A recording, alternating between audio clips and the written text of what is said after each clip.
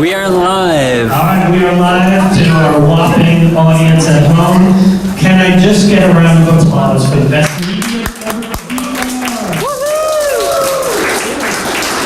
Thank you everyone for coming tonight. I'm DJ Smith, NYVR organizer and CCO of the Glimpse Group. Let's see. Jimmy says he sees us online, so our broadcast is official. All right, got a little bit of housekeeping to go through. I always like to start with asking who is here for the first time. Please raise your hands. Oh, welcome. All right, a few new ones. All right, welcome to NYVR. So NYVR's mission statement from the beginning is to help grow and support the XR community in New York City. Founded in 2013, which means I've been doing this too long. Thanks to our sponsor, the Glimpse Group, the company that provides space here to my company. Very thankful that I have to commute down the elevator to these events. And also many thanks to our team of volunteers, Anthony and Steve and Jean. Beloved Jean is home because she had an accident, but she's getting better. She will be here hopefully next month. And Jimmy Gilberti is at home. He's helping us with our broadcast. So if you are not aware, the link for all of the live broadcasts is in the meetup description. And if you go to the YouTube page, you can see a bunch of our older content. So if you can't make it here, you can hit that up live. And then if you want to see any of the other wonderful presentations from the past, take a look at KSVN TV. All right, for the new folks in the house, so we have something called the NYVR Collaboration Group. Many folks like yourself are here trying to get into the industry or meet and network. The NYVR Collaboration was made for you. Basically, what I do is I take your information and what you're interested in, and I'll team you up with like-minded members and set you off on a project to go create something in VR that could be used for a portfolio or whatever. We are currently working with basically it's a workforce development for teens with autism. And we're working on a little project, so that is one of the projects that is active. But as we get members, you don't have to go and work on that one. There's other projects that we can create. So if you're interested in getting teamed up with somebody, hit me up after the presentation and I will connect you. And you really don't need any experience. Like, we need project managers, we need artists, we need Unity developers, and I'll team the right people together so that they actually produce something awesome. Next thing is we're always looking for future presenters, and especially if there's any XR startups in the space, hit me up. I have a full program for October, and November is pretty full, so now I'm programming for December and beyond. Also for the new folks, we do take a little bit of a survey at each event. I always like to hear what are the new and great experiences that are floating out there in VR. So if you want to take a picture of this, these are the latest and greatest recommendations from our community. A couple of the new ones that are hit is Quirky Ninja, Pencil, which is super cool, Foretell Reality, which is actually a multi-user platform that my company makes, which I'm very happy to see up there. And if you have an Apple Vision Pro, the Bono documentary. If you want to add to that list, please, oh wait, let me put this down, take a picture of it if you want. That's your homework assignment, all done. And then if you would be so kind to give us your recommendations of what you've seen lately that you think is worthy of the list. I'm always looking for new stuff to do in the evening, so add to the list. Okay, for the rest of the fall/winter, we have dates for NYVR on October 8th, November 12th, and December 10th. So put those in your calendar. The October and November events are looking amazing, and I'm sure December will fill in. I think, what do I have coming up? Oh, the Pimax guys are coming with their new headset, so very excited to actually check that out. So Grace, where's Grace? Oh, Grace is in the back left. Grace is looking for volunteers for an AI VR date simulation project that she's working on. If you're interested in helping her, if you could take a picture of this and just shoot her an email at grace@agoodfirstdate.com or hit her up on Instagram, that would be super special. And Grace will actually be presenting at next month's event, so you'll hear the whole background story to A Good First Date. Our friends at XR Guild, I know they have an upcoming event on September 30th at NYU 10, and this QR code will get you to the partial reservation. And a couple other XR communities, we have 3DNY, which is November 19th. We have XR Motion, 1025. And this one I'm excited about. All right, so there's a little story attached to this. I have been organizing in-person VR events since around 2013, and I have decided to widen my horizons a little bit and start to do events in VR. My company has a platform that is multi-user VR. It's called Foretell Reality, and I have a small team of advisors and aficionados that share my passion for music and VR. The idea with NYVR Beats is I'm going to be running monthly presentations in VR, and the events will be focused on the intersection of music and virtual reality. If anyone is passionate about music, I know you're passionate about VR because you're sitting here, but if you're passionate about music, hit me up. I want to keep the community kind of small, but we've been running events for about 4 months now, and it's been super cool. So I've tried to do VR events for a long time. Vault Space, rest in peace. I came closest to being able to really do smooth events. This platform only fits 25, so they're more intimate, but we do have an event upcoming tomorrow, and I have a couple spaces, so if you have a Quest 2 or 3, and you'd like to check out a VR event focused on music, hit me up, come up at the end of the presentations, and I'll get you in. Okay, and then last before we go into presentations is Sept was kind enough to basically build our LinkedIn presence. He's been monitoring that. Sept is right there, one of our volunteers. So if you're not on the NYVR LinkedIn page, hit him up or hit that QR code. Okay, that was way too much housekeeping. Hey, DJ Millie's in the house. What's up? What's up? What's up? What's up? What's up? Okay, so we're going to start with a little quick explanation from Dario on his demo, and then we'll get into the normal presentations. So Dario, you coming up? Go.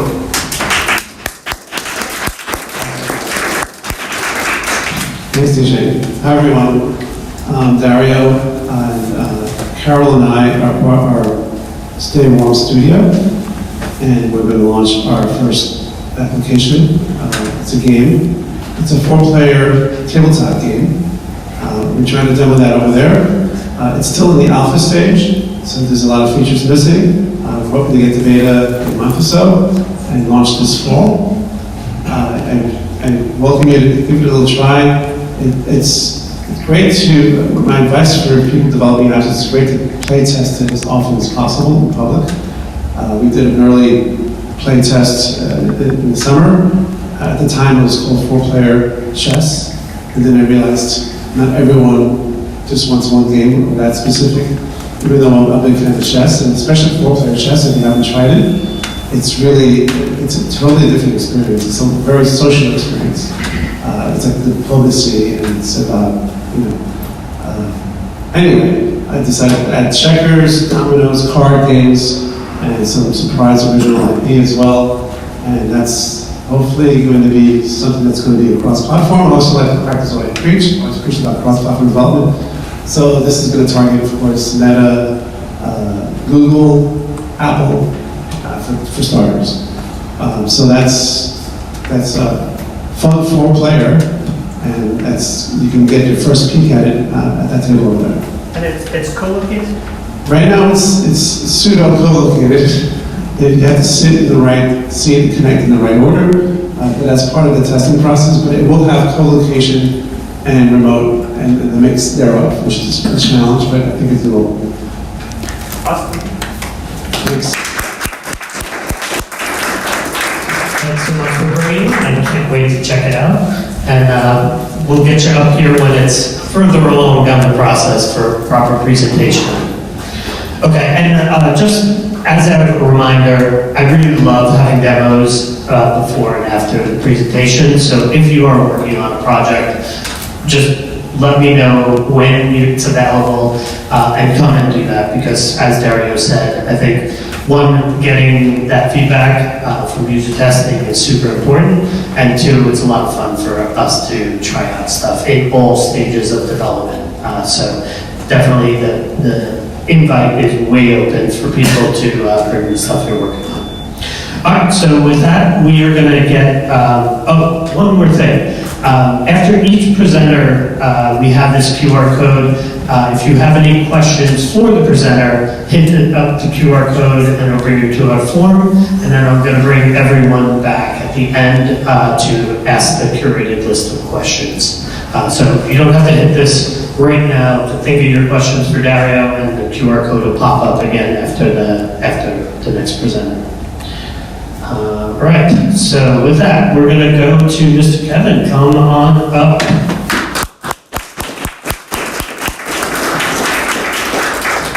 Hi, thank you, DJ. Can everyone hear me well? Yes. Yeah? Okay. Awesome, great. So thank you guys so much for having me here. I'm going to talk very briefly about a lot of different things I do in the XR, VR, education space. So I'm going to talk about myself first. I'm going to talk about my company, GX Studio Labs, and what we do in our mission to help educate the youth when it comes to learning more about the game design industry, also XR, VR. Talk about the upcoming partnership that I have in my company, and also going to talk about how you guys can get involved with some of the things I do in my company. So, first things first, my name is Kevin Gordon. I'm an environment artist, a technical artist, and I really love VR and XR in that entire world, so I do that all the time. I'm a founder of the company GX Studio Lab, and GX Studio Lab is an ed company that's focused on teaching students immersive content, game design, art, engineering, esports, whatever have you, to K-12 students. I'm an educator as well. I'm an accessibility activist with a deaf and hard of hearing. Undocumented, I'm also hard of hearing myself, so I really love trying to make XR and VR more accessible to communities. And I also am developing immersive XR experiences in education. I can help teach you how to actually engage with their role in XR. These are some projects that I've contributed to the electrical. This is just highlight a couple of things I've done over the years. The picture on the far right, left, whatever, the one over there, is a company, is a project I did with a company of Phone. We made an interactive model viewer, which is really cool. The middle one is a project I did with the city of Detroit. We did an AR scavenger hunt, where we had a lot of artists like in local Detroit. They made like a really amazing figurine, and we had to do an interactive experience where they use AR as a on-day exhibit, and then we made a game here, which is really cool. And then the final one here is actually on display in the design right now. It's an interactive art viewer. It showcases some of my dad's work. My dad died a while ago, but I wanted to make an experience showcasing his artwork, so that's actually on display in the design right now. So that's some of the work I've done in the industry. So what I want to do is I want to quickly talk about my company and what we do. So my company is called GX Studio Labs, and it's basically a for-profit ed-tech company that's focused on teaching students immersive content engineering, art, game design, and esports to K-12 students. It was really found out a way to help give students the exposure to advanced education early in life instead of having to wait till college. I was lucky enough where when I actually went into the industry and started doing design, I loved it. But I also know a lot of people who I went to school with, they didn't like it when they went in. So my goal with my company is to actually give all these students exposure to all these different industries early on in life. They can find out they like it, and they can gain their passion through that. I've been doing this for the past 7 years. When I do game design, I teach Unity. I also teach XR design, like physical, like education, so on and so forth. In addition to the educational content I teach, I also work with immersive applications. One application I've been working on in the past about 2.5, maybe-ish years, is an app I call Flipmation Go. And basically, it's an immersive XR application tying into one of my educational programming. And it's meant to help teach students how to actually make 2D traditional animations in XR, which is really cool. Again, it's upcoming. It's like, I'm hoping to be able to release it this year, we'll see. And I just want to give you guys a really quick demo of what it looks like. So that's the video we're going to just basically explain it. Basically, the app, if it'll play. It might play. There we go. Okay. It should take a little while. So yeah, this app basically is to help teach people how to actually make animation, go through the basics of the making a traditional field book. The app had 2 different versions. It had a regular version, and I'm actually going to pull up this really fast. They had a regular version that you can use on an iPad or a tablet or phone. They also had an immersive version where you can actually use AR tools to actually help teach people how to make animations. This video you're seeing right here is actually captured on my Galaxy S22, so I'm trying to make it accessible for all platforms this month. That's not what I want to do. Let's try this again. And so with the tools, students can actually make animation. They can use their physical device to actually trace the animation they want. And you can see the animation there. But if they want to, they can also use it in going AR and actually do that interactive AR model view or animation viewer, where they can actually walk around and see the animation come to life. You just simply draw on the screen on a mini table. The animation will appear in front of them, and they can view the animation from there. You can see right here that they're sliding out the bottle, the box, and the animation can appear in front of them. They can walk around and engage with it, they can move it around, whatever have you. So that's just one of the different ways that I'm trying to actually not only teach people how to be immersive technology, but to create educational apps to help tie in other things they were teaching and bring that education home. A little bit more about my company. We've been very successful over the past couple of years. We had summer program in New York City. We just did a summer program in Sept College in New York State, which is amazing. Most times when students do our program, we're able to showcase playable level at different local events. We have our own content curriculum that we actually use and make to teach kids community to make it more engaging for them. And I'm really committed to the equity of making sure that everyone can learn the content no matter where they are. This year, my company partnered with the organization called College Fish Cafe, and I'm really passionate and excited about this organization because we're actually going to be able to bring immersive education and game design to 20 students in the Bronx, which is amazing for me. College Fish Cafe is a non-profit organization that supports thousands of Bronx students in their application to college, FAFSA, and also career planning.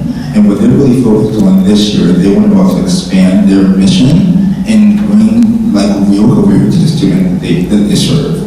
They want to provide them cutting-edge digital skills and empower them and to get into the $180+ billion gaming industry. And that's where my company comes in. We're going to actually teach them that content.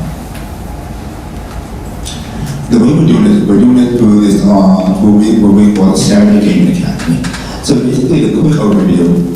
We're going to teach about 15 to 20 Bronx students each trimester. And each trimester, they're going to learn one aspect of game design, all the way up to they start with regular game, and they lead up to immersive game at the end, and a full year-long intensive. This is going to be hosted at Coastal Community College on a Saturday. Then it can be really great. We're excited. The kids are excited. It's all looking really good.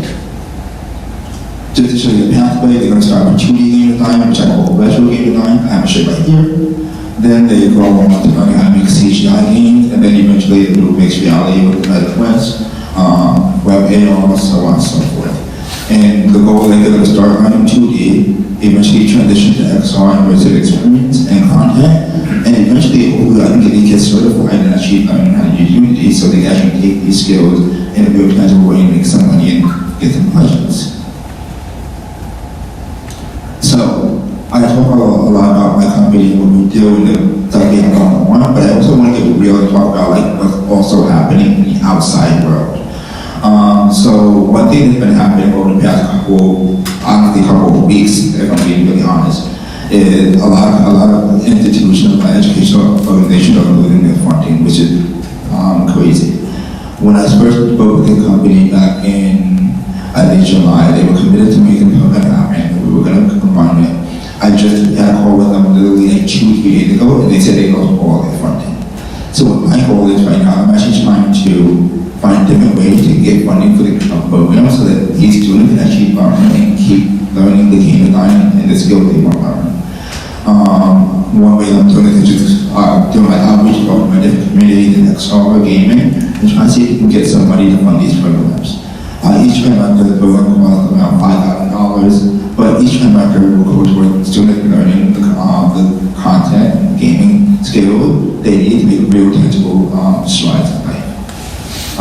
The funding for this program costs $50,000. Each trimester is around $5,000, and all these costs will cover the staffing, curriculum, equipment, space, so on and so forth. There are different ways that you guys can support this program, and one thing I'm trying to do is I try to get funding and support to make this program happen so they'll get the engagement learning they deserve. So I have a merch store that I'm launching, and it should be live, I think, on Friday. Every single sale in that merch store, well, 20% will go towards funding the program, like right off the bat. I'm looking for also sponsors that will support the program in any way you can, like that's greatly appreciated. And also just spread awareness about the program and the cause, but I think that the more word is spread about the program, the more we can actually get this funding and make this learning possible for these students. There's just information on the merch store. I have 3 shirts that I'm going to sell in the beginning. I have my virtual game shirt, which is right here. I also have a couple other shirts just based on for different classes that I offer for the students. And again, 20% of all my sales will go toward this program. Here's how you can get connected. I have a direct link to the shop on my website. In addition, I have a link tree on my socials, so if you don't want to click the first link, the second link has a link to every single resource that I can find you. You can also feel free to email me if you want to actually reach out for sponsorship or support. We will greatly appreciate it. My goal right now is that the kids really want to learn this content, and I'm trying to do whatever I can to make sure this is a realistic possibility for these students. So that was my pitch. That was my spiel. Thank you so much.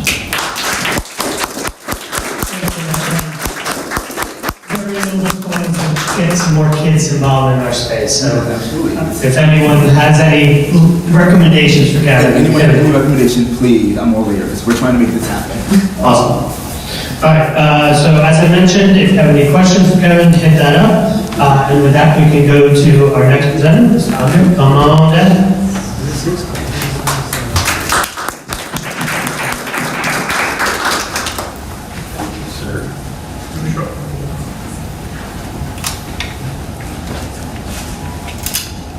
Hello everybody, thank you for having me, DJ. It's a pleasure to be here and present my company. So I'm Andre Senecal, I'm the CEO of Clear World Technologies, a smart glasses software provider. I'll say more in a bit. I'm a former financial research associate and software engineer. My background is actually in psychology. That's what I studied for my undergrad at Harvard. I like to imagine that it informs my work in the smart glasses field today. I think I appreciate the lens that I apply to the field of seeing where the use of the technology can seamlessly integrate with the daily activities in a way that's not jarring or conflicting with our internal state. So it feels more natural, it feels like it's coming from a place where the technology is truly supplementary as opposed to a distraction like countless devices we now have can be. With no further ado, I will get into my company, Clear World Technologies. I'm building augmented reality software for smart glasses for applications in healthcare, wellness, and military operations. The problems my company addresses are that valuable visual information and visual real estate go unused. In our everyday lives and in essential situations, we could have a smarter visual world. We could capitalize on visual data and visual cues and customize our visual worlds in ways that were never possible before. An example of this, or one of these problems, one of these essential situations that we face, are that doctors, nurses, and pharmacists lose time and precision to cumbersome administrative duties and a lack of real-time and task-relevant data. Our healthcare professionals are bogged down in endless administrative tasks and constantly working across a variety of technologies, a variety of devices, just to maintain compliance, just to achieve the basic functions of their jobs. In a similar vein, our soldiers spend months memorizing protocols and still risk forgetting critical steps under pressure. They as well deal with exceptional administrative loads and working across a variety of devices, ways that we can get their operations to converge around fewer technologies and more seamlessly integrate in their operations would be a profound opportunity. And finally, for the everyday user, everyday people absorb visual noise, like ads, instead of meaningful, personalized guidance or calming imagery. People, wherever they go in their daily lives, they sit on the subway, especially in a city here like New York. They sit on the subway, or they walk through Times Square, or they walk alongside a highway, drive on a highway. They're endlessly bombarded with manipulative marketing material, advertisements and billboards that are just trying to get them to feel something, or fear something, or crave something, so that they purchase some good or service to momentarily relieve that itch. And I think the case of advertising in the physical world illustrates a profound opportunity for us to assert control, assert a position instead, that people get autonomy when it comes to their visual worlds and their visual environments. So what are the products I'm building that address these issues, address these problems? What are my solutions? I'm building primarily, I highlighted in the blue box here, the top product, because that's the one that's furthest along. Will be beta tested in a couple of weeks at a hospital in Boston. It is a pharmacy compounding system, so a smart glasses app that logs and records all pharmacy compounding actions with voice and video input for compliance and traceability. What does this mean? Pharmacy compounding is something that happens in every hospital. It's the mixing together of medications in the hospital clean room. And hospitals don't want to outsource medications. Sometimes they want to change or refine a dose without procuring it elsewhere. They go to their own hospital clean room and cut the medications right there. This process in particular is overwhelmed with administrative load. There are 4 different devices that one technician has to use simultaneously. They're stopping to take static pictures. They're using the foot pedal. They're using a laptop off to the side to take notes. They're writing things down. It's a mess. And there's a clear opportunity for smart glasses to step in and log and record all of this activity that they would otherwise need to continue the circus act just to accomplish. And within this app is a live video feed, or pulling the video feed from what the technician sees and saving that video file to the hospital's cloud provider, and then extracting information from that as well. So using the programs that I built, can extract frames that are equivalent to the photographs that the technician would stop and take, and save those frames to the same place in the cloud and SharePoint that the hospital's using anyway. And you can also extract valuable visual data from those images, so as a second check, so the program can ensure that the right number of morphine vials, for example, is counted in the photographs as compared, as cross-checked with the hospital's databases and their invoices. So it's a good opportunity for oversight and double checking them. The other 2 offerings that I've been building are further along. I put them in the alpha stage for sure, but I'll still show you, particularly with the ad blocker, where that development is at. But the ad blocker is a smart glasses app that applies overlays in to ads in the user's natural environment, reducing visual noise and supporting mental clarity and focus. So this is an opportunity to walk, for people to walk in their natural environment, sit on the subway, walk through Times Square, and have, instead of this endless bombardment of marketing material, instead have a visual display of their choice. As I've coded the initial pass of this program, which doesn't work on smart glasses, it can take a live video feed or a video file. The glasses that support this right now are not retail ready. So this is a project I continue to work on, but not planning to launch as soon as the company exists. It provides an opportunity for users to customize their visual environments.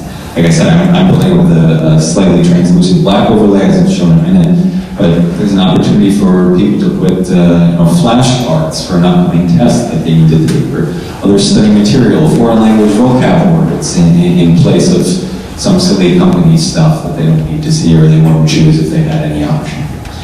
And finally, I'm working on a paratrooper training protocols, an AR training module for military forces that delivers mission-specific protocols directly through the smart glasses. I've spoken to a number of active duty service members and veterans to refine this idea. Paratroopers in particular face an exceptional administrative burden and a number of protocols they have to memorize and the level of complexity of those protocols. And it jumped out that there's a clear opportunity for these protocols to be embedded to the cues given through a simple display in the glasses that then guides them through these very important procedures in the utmost critical of moments. That's why it works. Clearworld builds as I alluded to, Clearworld builds hand in hand with medical professionals, military personnel, and everyday smart glass users to create a smarter visual world. And this has spawned great results.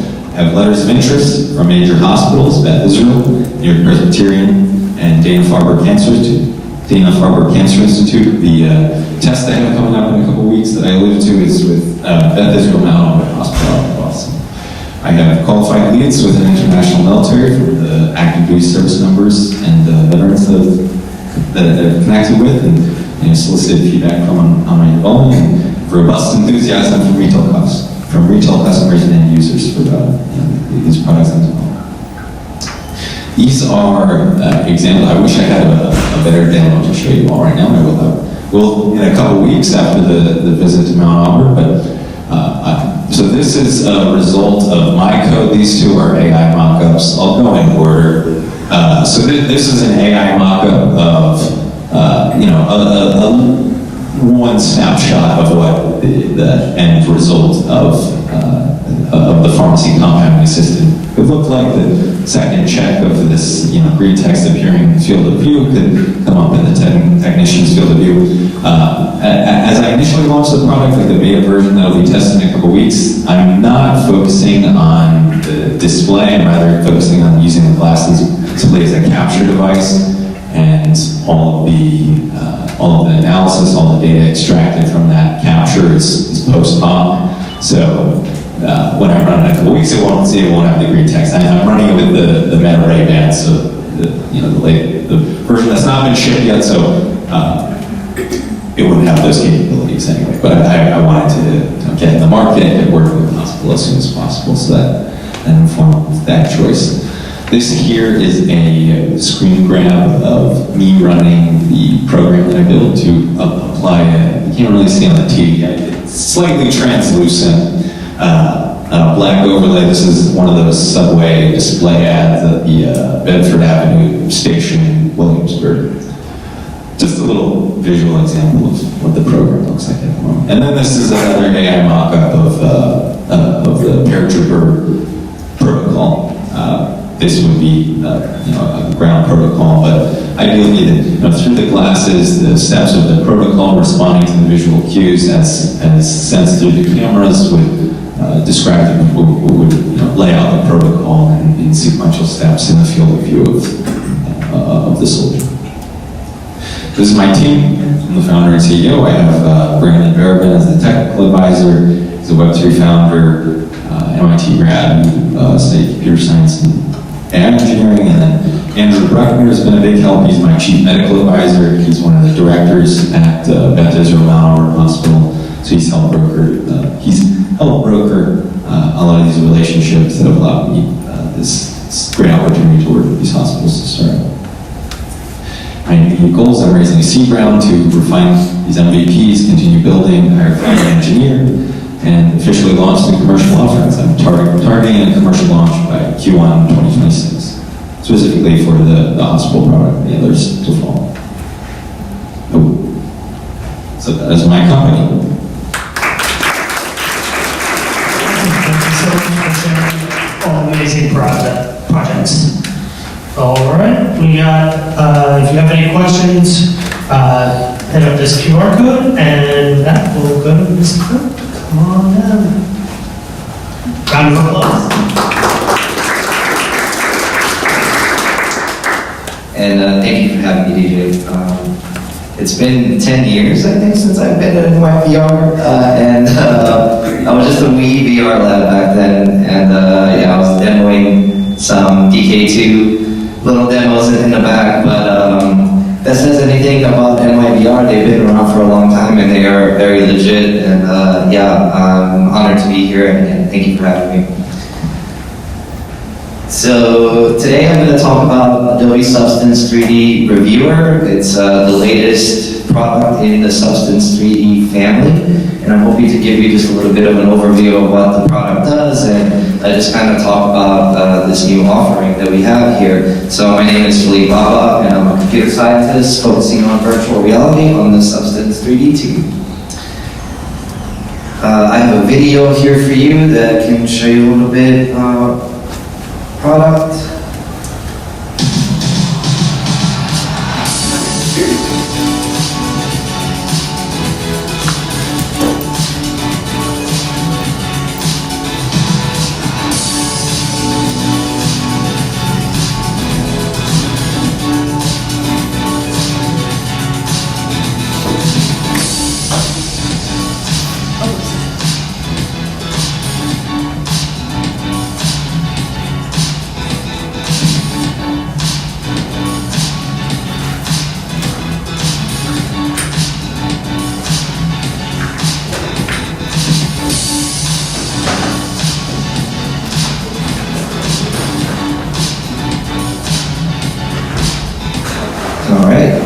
So what is Adobe Substance 3D Reviewer? So we're an immersive collaborative review tool, and it works in both web and VR. Hence why we're here at NYVR. So basically, Substance 3D Reviewer allows you to upload any 3D file, many different CAD formats, and it allows you to share those files with people. They can view it in VR, they can view it in web. People are able to review these 3D files, annotate these 3D files, post comments, approve them, resolve comments, etc. in a very intuitive and easy to use format. So what does this review experience look like? So you're able to manipulate and move these 3D files in real time, and the movement is synced across VR and web. We support up to 10 simultaneous users in one review session at a time. So that's either 10 VR users, 10 web users, or a mix of both. You're able to communicate through what we call the comment panel. So you're actually able to post comments, and each comment is represented either as a pin on a 3D asset or as a global comment. So you can imagine if you have a 3D CAD file or any kind of like 3D file, you can put a pin on that file and be like, hey, let's change the color of this, or hey, maybe, the logo might be too big or too small, or et cetera, et cetera. You're also able to communicate in real time. So if people are actually together in a review that's shared with many different users, they're actually able to use voice communication and speak to each other while they're annotating this object and resolving comments, for example. We offer a virtual presence, and this is both for VR and web, but you can see in VR we do have these meta avatars. So your meta avatar is actually represented inside the VR space, and you can actually see what your fellow reviewers are doing. They could be pointing at an object, they could be describing a certain part of the 3D model, and et cetera, et cetera. So the way that it works, it's really simple. You upload your 3D model to Reviewer on the web. We support most common 3D file formats, including many CAD formats. I have a list of them up there, but you can check out like the full supported list of files. You can prepare your model for review. Now, sometimes CAD models are very unoptimized. They might be extremely high polygon, etc. We actually offer a built-in optimizer that will reduce the poly count, optimize the textures and everything while maintaining as much quality as possible. So this is more than just a simple decimation algorithm. It will actually try to maintain as much of the quality of your 3D file as it can. And in this screen, you can adjust units, scale, you can choose the environment that your 3D file is represented in, and so on and so forth. And once you have your 3D file up there, you can invite other users to review it, and you can just type in their email and send it to them. And they can just open it and sign in with their Adobe account, and they can view it on the web. So you do not need to have a VR headset to do a review. But if you do have a VR headset, you can also join it in VR. So joining a review is as simple as accepting that invite. And again, if you're on web, you can just pop in there right away, and you'll have like a 3D view that you can just rotate around and again, move the objects, annotate, etc. But if you open in VR, what happens is you can log in with your Meta account and your Adobe login, and they'll become paired. And you can see on this third screen here, so I have a couple of headsets there, I'm sure many of you do have as well. You can choose which headset you want to open it on. So that kind of reduces the friction of logging in and etc. You can just literally click open in VR and you open it on a headset, and the app will launch on your headset with the VR review already open. Now, if other users have been invited to that review, if they do the same exact thing, you'll notice that you will join the review in virtual space, and you will be in a completely multiplayer session. You'll be able to speak to each other, you'll move around the space, you'll be able to annotate, pin, and do like a joint collaborative review together. Here I have just like a small mock-up of an actual in-synced session. The bottom here is on the web, and on the top is in VR. So on the web, the VR users are represented as nameplates in space, and every user has like their own unique color representation. But the comments and pins and all the details here are synced. So if a web user moves the object, the VR user sees it move. If a VR user moves the object, the web user sees it moved, and etc. So someone in the web can post a comment, and I'll see it in VR, and you can also communicate with each other. So a VR user will hear a web user through their microphone, and vice versa as well, which kind of allows for this effortless collaboration here. Moving on. So the real benefit here, I think, and why we really went with VR is oh, did this move? Oh. Did it freeze? I moved on the screen here. Maybe it'll just take a second. Okay. But yeah, why we really went with VR is the sense of scale, and there it goes. So you can, it's going to go back and forth. So when you upload these files, they're one-to-one scale, close to the real world. So if you have a product design, you can actually see it like in front of you, and that just makes all the difference. When you're presenting to your stakeholders, or if you're a designer and you want to share your designs, this is like an effortless way to share a design, whether you have a VR headset or not. So there's this feeling of presence when you're there with your teammates and you're actually looking at this 3D asset. So what we hope to achieve here is to actually help the iterative process of 3D design, where you can actually get feedback really early on before your product actually goes into mass production. So seeing it, feeling it, and kind of understanding its placement in space really helps with that process. And the real-time collaboration aspect of it just makes it like really easy to use for people that are also non-technical. So non-technical users can now open up your 3D files in a very easy to digest way. It is available on VR and web. So it's available on the Meta Store. And you can just look up Adobe Substance 3D Reviewer, and it's also available on the web. And I shall mention that it is free. So this product is, yes, this product is free, and we encourage you to use it, try it. I know we have a room here of VR experts, and we'd love to hear your feedback on ways that you use this product, and you know, if this helps your workflow. Thank you. Feel free to connect with me. My information is up there. The QR code will take you to the page of Adobe Substance 3D Reviewer, and the Q&A will wait for the next part of the slide. So yeah, thank you all so much. Awesome, that is super cool, and it's free. Thank you so much for telling us about that. That's awesome. All right, I do have actually some questions, so we're going to bring you back up, but that is awesome. All right, last and not least, Mr. Sept, come on up and talk to me about a topic I'm also very passionate about. Yes, DJ is very passionate about this topic. For those of you who don't know me, I'm Sept Musa.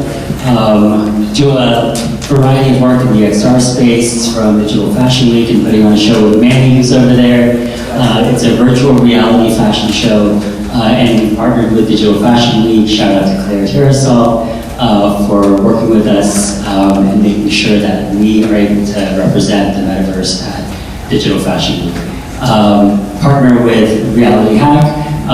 Marianne Powers is over here, who I work closely with to make sure that the hackathon at MIT goes very well, specifically the startup hack at MIT. And then kind of the immersive work with Ben Irwin on a bit of research on figuring out how public media is going to look in the VR space in the future.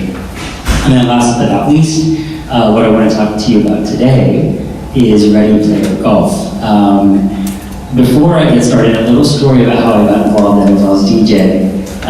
DJ last year messaged me and he said, "Hey Haseeb, do you want to play golf with me? I've got this golf tournament thing going on." And I was like, "Dude, you got the wrong person. I do not know how to play golf. I've probably never been on a real golf course. I took an undergrad class where we just focused on long range driving. And I don't think I didn't think you could fail a class, but I definitely didn't do so hot in that. That was like a pass-fail class for me that I switched to pass-fail because I'm not awesome at golf. And then DJ was like, no, it's in VR. It's a virtual reality golf tournament, and it's called Ready Player Golf. And I was enthusiastic after that to join, and it was super fun. And it wasn't just a golf tournament, it was a whole immersive experience that is Ready Player Golf. So I'll tell you about that in a bit. Before I jump into that, I think it's important to highlight what a lot of the folks in this room feel are obstacles to VR. And those are, one, how do you convince people that there's value in VR? How do you convince folks that this thing that we're doing has impact and will have impact in the future? And two, how do you make sure non-VR natives show up and use VR? And how do we give them a reason to show up and use VR? And I think without these two things, it's going to be super hard for this room of people to be successful in the next 5 or 10 years. And the reason I bring this up is because I think Ready Player Golf actually helps address these 2 points quite well. With the partnerships that it's had, with the partnerships that we're going to try to enable this year. And so just wanted to highlight that and for you guys to keep that in mind before I jump into the fun stuff. I'm going to walk through a deck that we have, and it's the sponsorship deck for Ready Player Golf 6. As that loads, a little bit about RPG. The team that developed it is Ben Irwin and Sophia Bashasha. Sophia runs XR for Women. Ben Irwin runs Academy of Immersive Arts. And both of them developed this thing 5 to 6 years ago now, because this is the 6th iteration. And it has been morphed into so many things and has had great partnerships along the way. The first few partners were, what is that one thing called where you go play golf and it's a driving range, but it has beer? Topgolf. Topgolf, thank you. Their first partner was Topgolf. And that's a pretty big feat to have. It's like, let's just come out of the show and we've got Topgolf as a partner. And the first year benefited Doctors Without Borders. And so they were working with Doctors Without Borders in combination with Topgolf. And over the years, it's morphed into something even greater and bigger than that. So this year, in the last 2 or 3 years, we've been working with Children's Cancer Research Fund to raise funds for their organization, and have morphed our partnership from Topgolf to Mighty Coconut's Walkabout Mini Golf, which I'm sure a lot of you guys have played. And so it's been a great partnership with them over the last few years, and hopefully continues to be. As this thing loads up, it's having a little hard of a time to load up. But as this thing loads up, I'll chime in on a few things that might be here. Just freaked out. Oh, it did? Oh, okay. Hold on, let me reshare. Yeah. The system has been acting up today. My apologies. No, folks. I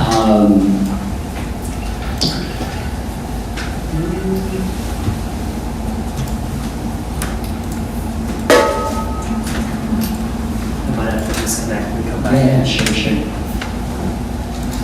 Yeah, so as we do that, the real cool thing about this program is that, one, you raise money by playing golf in VR. 2, the money that you're raising goes to Children's Cancer Research Fund, so they could have programs for children with cancer to be immersed in a VR headset so that they don't have to be enclosed in hospital walls. They don't have to be fixated on their wheelchair because they're wheelchair bound. So it allows them to get away from the bounds that they have and focus on all of the other stuff that they want. Immersion, play, creativity, connecting with other kids, those things that they're not able to do because they're cancer bound now are open to them because of these programs that we help enable. And we do it by playing in VR so that they eventually can play in VR. And so it's been super amazing to be working with that organization. It's raised $30,000 over the time that since inception, and we're looking to hopefully double that this year. I'm not sure if we're gonna get it back, unfortunately. Oh shoot! Okay. I don't know what That's fine. After this, what I'll do is share some of the content that we have for Ready Player Golf. What I was going to go over is a bit about our partnerships with Children's Cancer Research Fund and the Virtual World Tour. A Virtual World Tour is the organization that facilitates the programming with VR and children with cancer. Ooh, that's cool. I didn't know that was even an option to do that. I'm not quite sure. We might get it back. Yeah, I think I'm done. What I'll do is send out a little bit of our content for you guys to see, and if you guys are interested, would love for you all to participate and sign up. All you have to do is go to readyplayergolf.org and sign up. You can sign up as a solo player.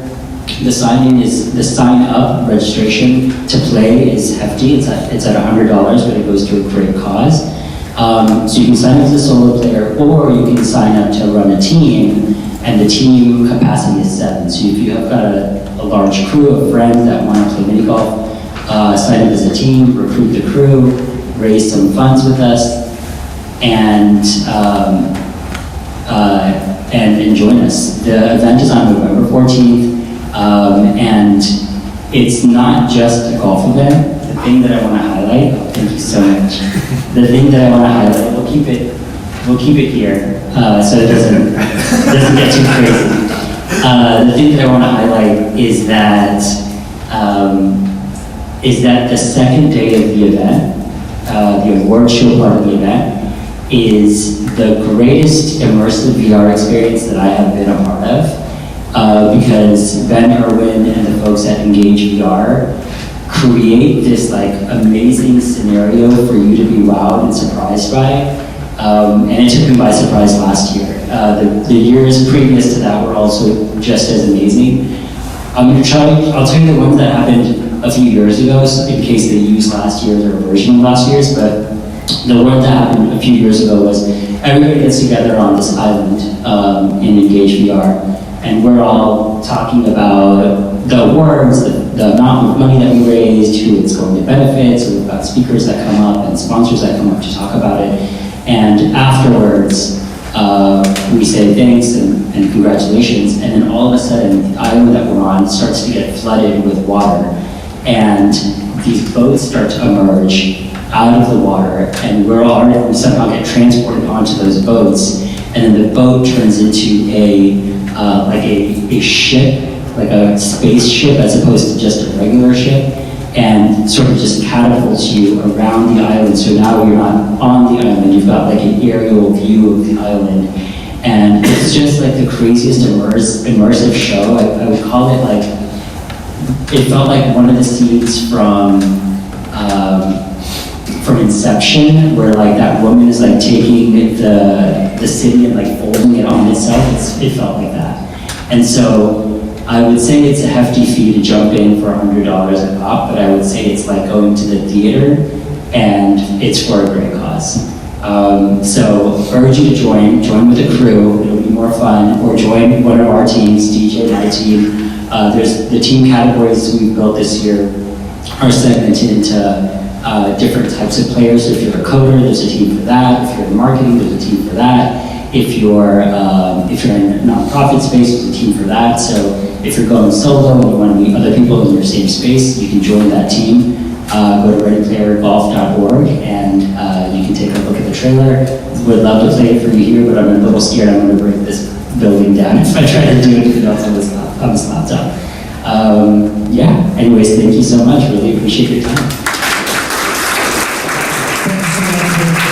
Sharing that and stepping up for like from that closet really is near and dear to my heart too. All right, so last round of QR questions, QR code.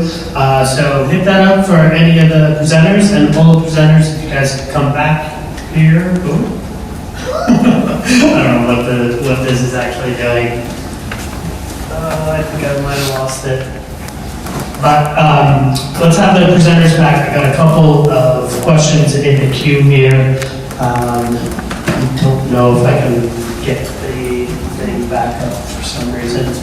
The QR code, but what It's good marketing for me. yeah, there you go. Okay. Oh, there you go. Don't breathe on this. For some reason, it's freaking out today. Oh, no. Oh, I hit it a couple times, so it's just super slow for some reason. Okay, so first question for Dario. Is there a beta sign up to test your game out? Yeah, it was on my slide, which you skipped. Just go to our website, fun4player.com. Okay. It's fun, for the numeral 4. If people are interested, come up here and we'll find it. I'm afraid to move this Sure, slide. no problem. Okay. Next question is for Andre. The question is basically curious where you're trying to tackle the military, healthcare, and consumer app all at the same time. It seems different markets.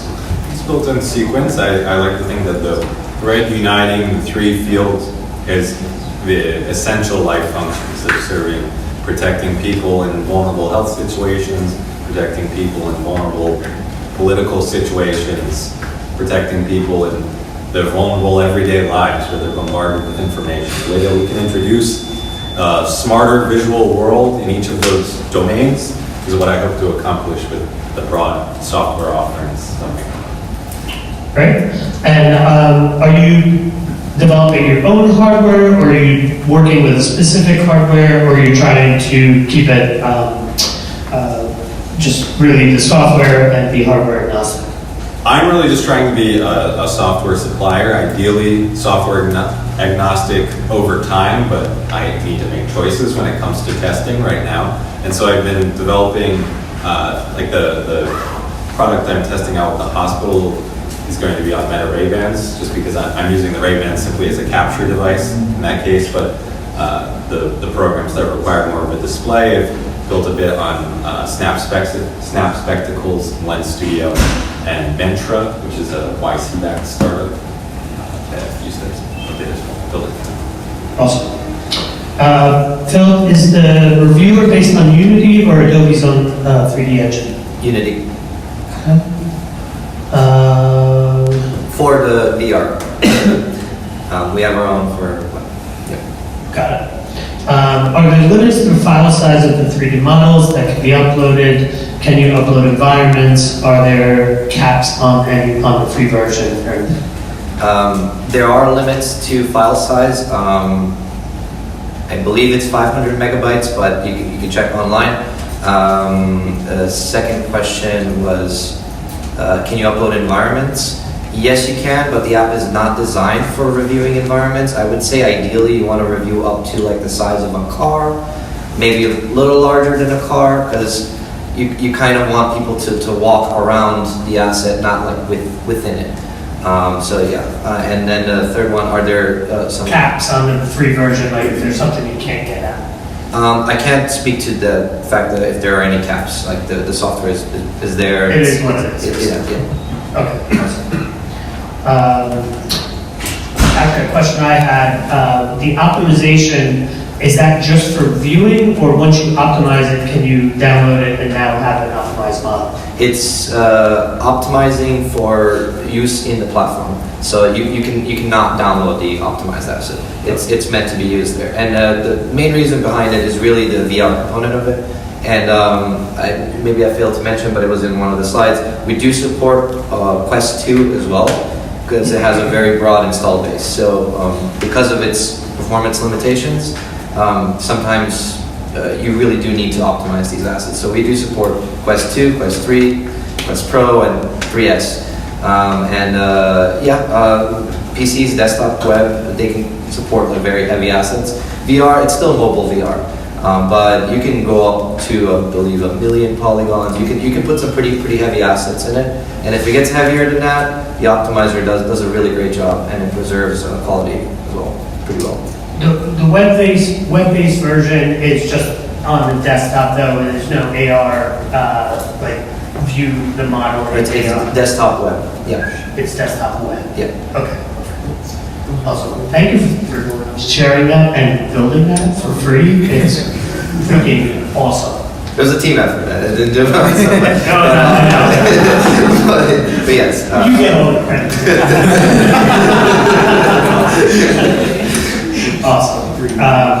And you didn't mention that the Unity work group that you manage also. Oh, you should yeah. give them a shout. We are kind of a sister meetup, NYVR. We are also Unity NYC.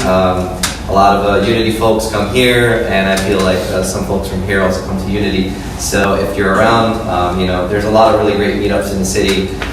Unity NYC is one that I co-organize as well. And we have, it's more like a game focus. We have VR focused events as well. But yeah, definitely, if you're interested in Unity stuff, stop by.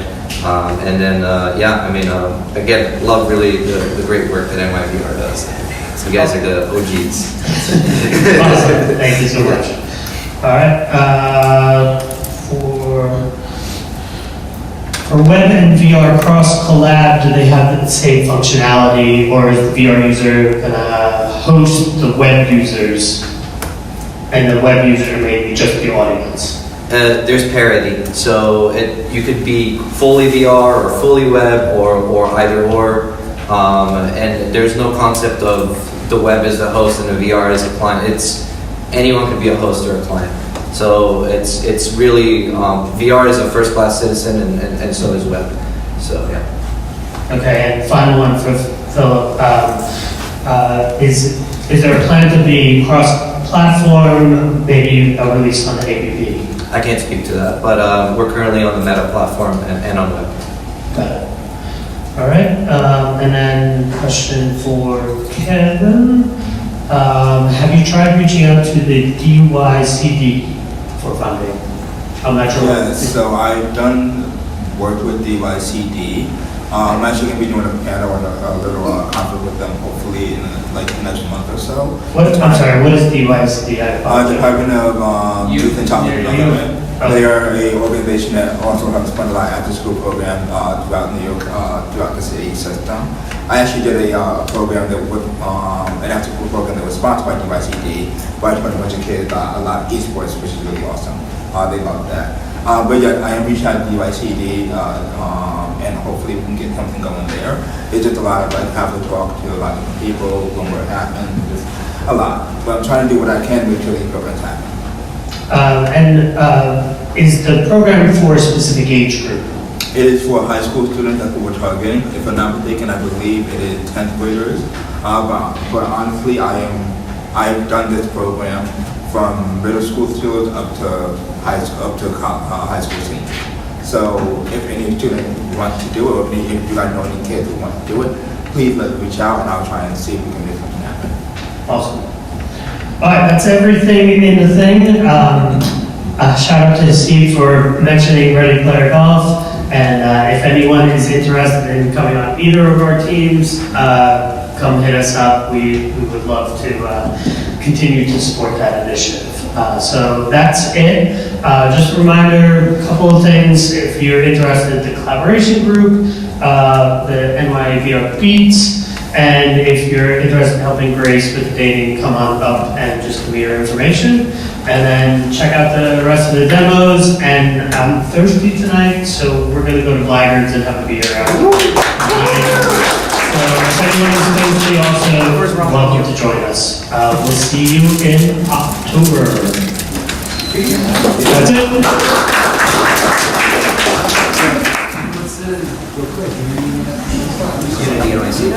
Even the NYC.com or just the